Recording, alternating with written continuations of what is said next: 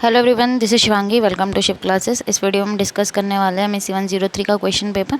अभी जो आपके एग्ज़ाम हुआ है जून 22 में, तो इस बार क्वेश्चन पेपर में जो है थ्योरी ज़्यादा पूछी गई है। तो MSc 103 और 101 दो सब्जेक्ट आपके ऐसे हैं फर्स्ट ईयर के जिनमें बता पाना बहुत मुश्किल है कि न्यूमेरिकल्स ज़्यादा आई हैं कि थ्योरी ज़्यादा आई। कभी दोनों की वेटेज सेम आ जाती है, कभी थ्योरी ज़्यादा आती है, कभी न्यूमेरिकल ज़्यादा आते हैं। तो इसलिए आप दोनों चीज़ पे फोकस रखें आने वाले दिसंबर एग्ज़ाम में। तो सबसे पहला, अगर आपने इंपॉर्टेंट क्वेश्चन जो मैंने बताए थे इसके, उसमें थ्योरी के क्वेश्चन बताए थे, क्योंकि न्यूमेरिकल मुझे भी नहीं पता कौन सा आएगा कौन सा नहीं आएगा, तो इसलिए थ्योरी के क्वेश्चन बताए थे, जिसमें मैंने ये बताया था जो आपसे फर्स्ट क्वेश्चन पूछा गया है डुअल प्रोग्रामिंग का है। नेक्स्ट इसका में जो पूछा गया है, फिर कोवेब मॉडल से रिलेटेड है क्वेश्चन, PDF आपको मिल जाएगी। फिर नेक्स्ट है फर्स्ट ऑर्डर डिफरेंशियल इक्वेशन,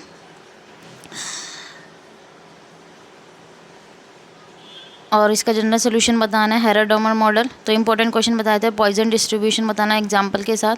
तो मैंने तीनों डिस्ट्रीब्यूशन आपको बोले थे, बाइनोमियल, पॉइजन और नॉर्मल, कि तीनों में से कोई सा भी एक आ सकता है। तो यहाँ पे पॉइजन पूछा गया है।